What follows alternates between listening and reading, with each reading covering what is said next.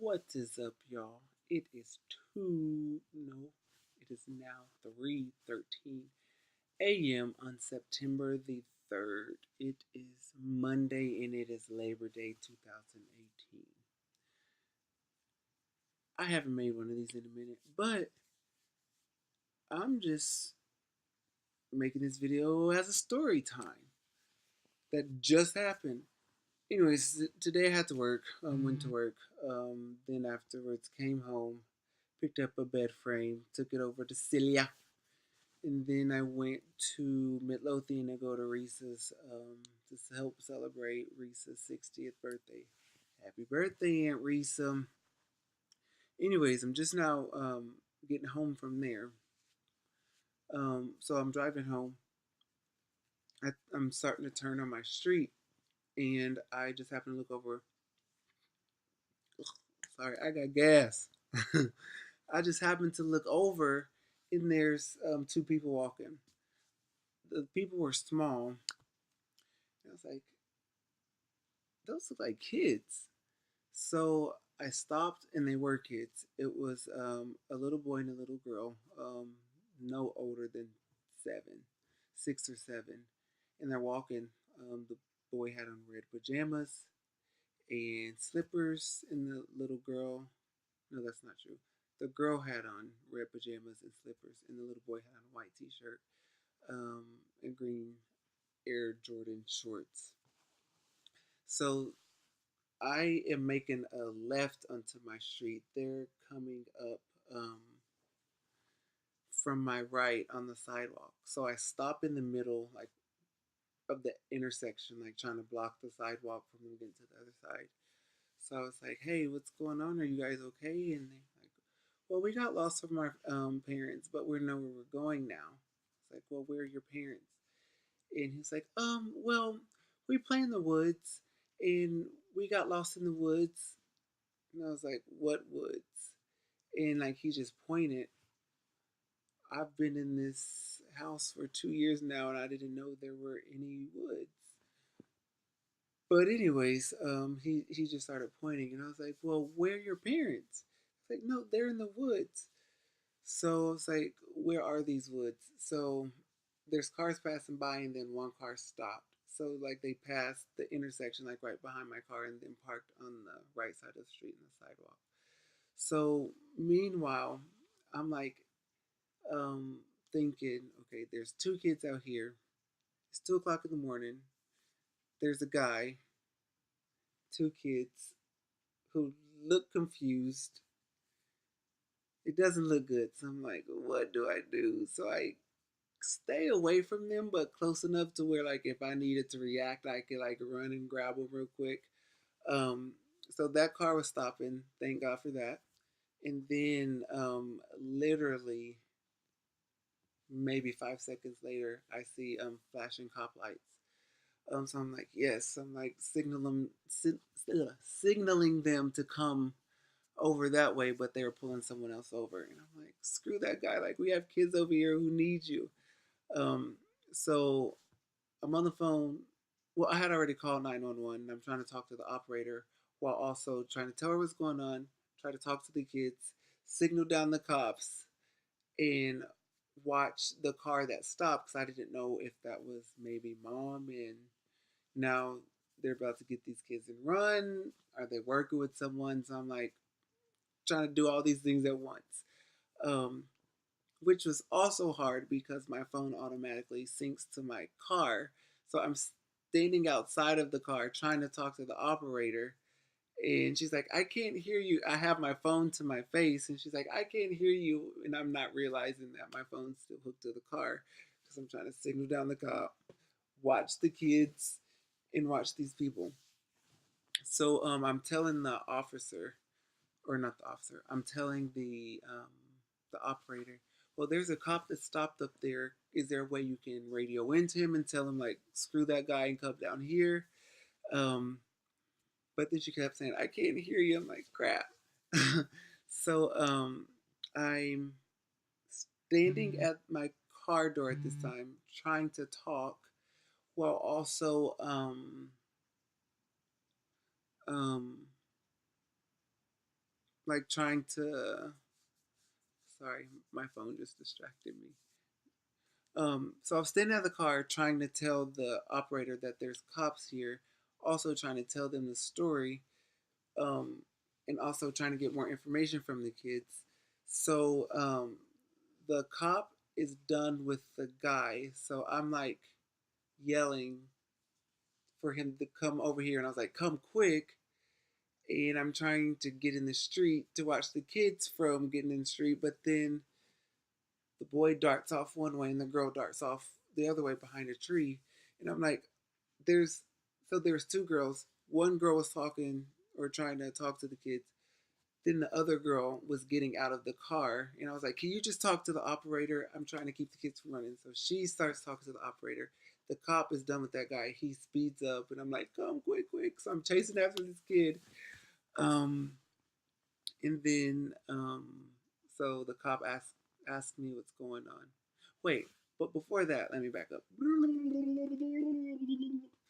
So yeah, I'm thinking this guy by himself with these kids. Thankfully, that car stopped. But are they stopping because they think that I'm putting the kids in danger? So like all this stuff is going through my mind. So then um, it was a little before the car stopped. I'm talking to the kids, like trying to get more information, like where are these woods, like where are your parents, where are y'all going? And they're like, now that we found the road, we know where we're going. So I didn't want to, obviously I didn't want to put them in my car and say, hey, come get in the car. So I told them, I was like, I'm just gonna pull up right here and park, and I'll sit here and wait with you. Meanwhile, I'm calling the police. Um, in there, like, in the little boy, like the little boy was doing most of the talking, but you could tell that that story was rehearsed.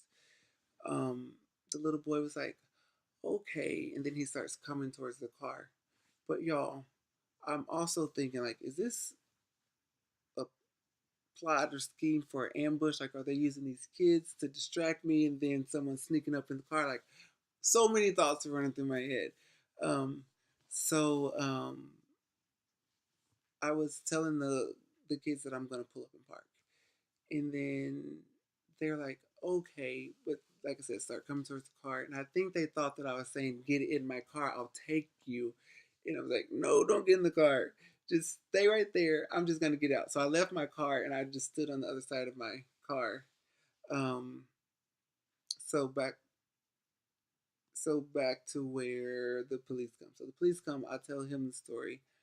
He goes to the kids and asks them. They tell him the same thing. Um, we play in the woods. We got lost from our parents, but now that we found the road, we can get back to like we know where we're going. So the police is like, well, no, I can't let you go by yourself. So just come with us. And he's like, please, can I just walk? Please, can I just walk? It's like, oh my gosh. So the cop tells the kids like, follow, just come with me. So the cop goes, kids goes, then me and the two girls.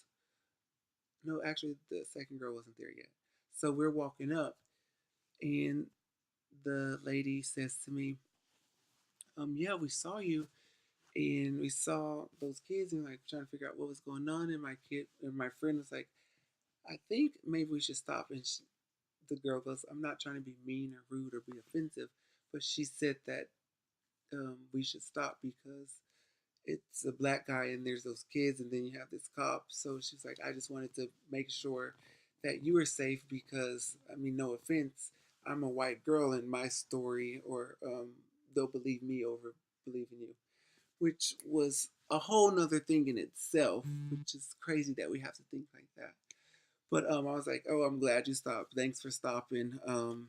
So at this time, the other girl comes up because she's done talking to the operator. And she was like, yeah, I saw y'all. I was like, what's going on? Blah, blah, blah, blah.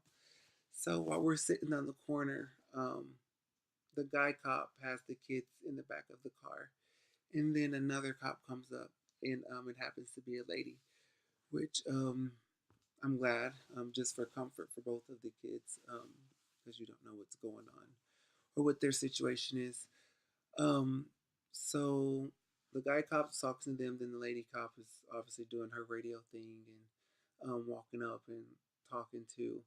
So the guy comes back and talks to me and the other two girls, um, while the lady stays and talks to them.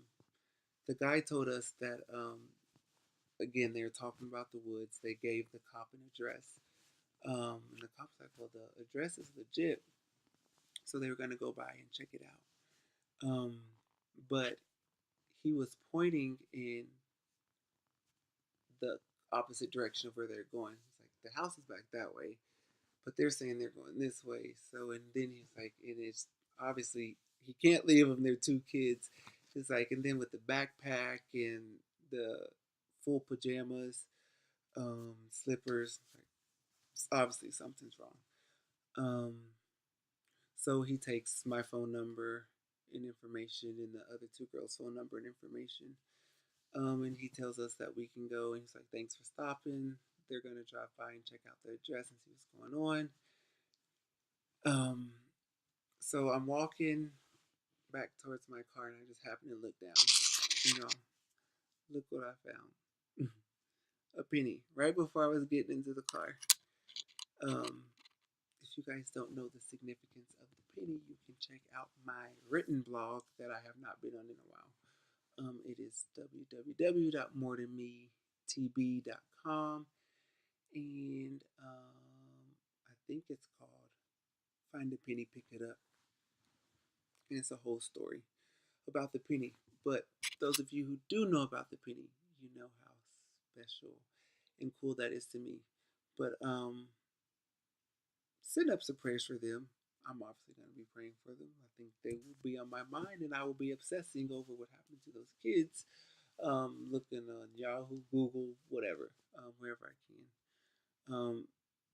to check in on them. But yeah, thank you, God, for sending the people that you sent right when you sent them. And I just pray that you be with them. Y'all, thanks for listening. I know my story. I'm not the best at telling stories, but I just have to share it. Y'all have a good night.